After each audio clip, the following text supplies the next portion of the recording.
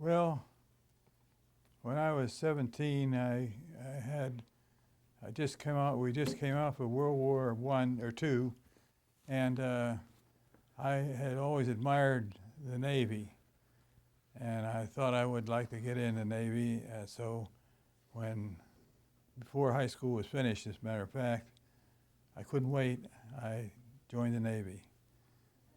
I stayed. I had started out with the regular Navy seagoing duty, and I took one cruise down the Atlantic coast, and somehow I heard about the Navy Air Arm with the planes, and so I said, that's for me.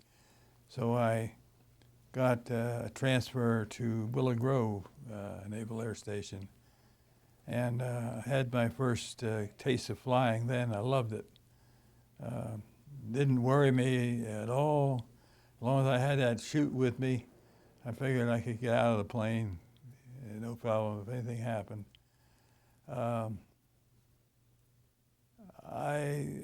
It's been about 60 years since I've been in there, so I'm not too lucid on everything that's taken place, but I can remember little vignettes, little things that happened.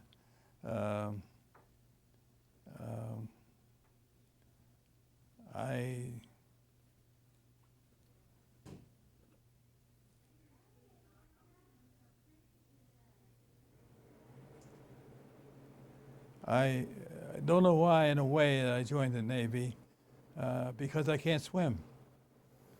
And so when I got to boot camp and it came time for the swimming test, I couldn't pass it. They kept pulling me out.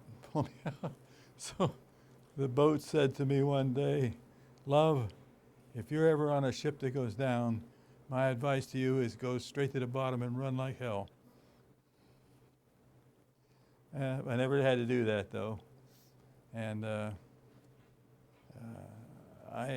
when I took boot camp, we were told that at the end of boot camp we would have 3 choices of duty that we could apply for, first, second, and third. And I guess I had the lucky one because I put down photo lab, ordnance, and line maintenance. And I got my first choice, photo lab, and that's where I was. And I think we had a crew of about 3 seamen and a chief and a first class photographer. We had a lot of little interesting things went on there. I can remember one time when I was supposed to go on mess duty for 30 days. So I went along with some others and we got in it. And the time we were doing our mess duty, it was in the summer, and all the flyboys, the 90-day wonders, would be out there doing their training on those 2 weeks. They're all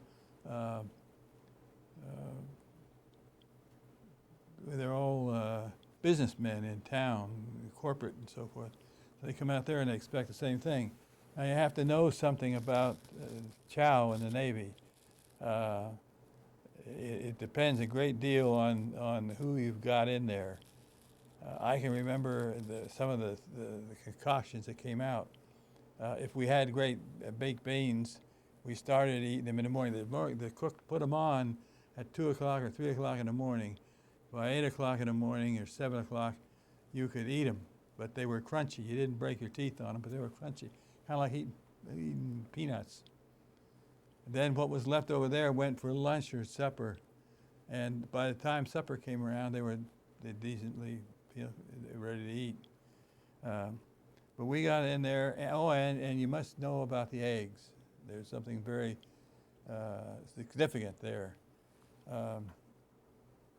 When they made fried eggs, scrambled eggs were okay, but when they made fried eggs, I stayed in bed another half hour.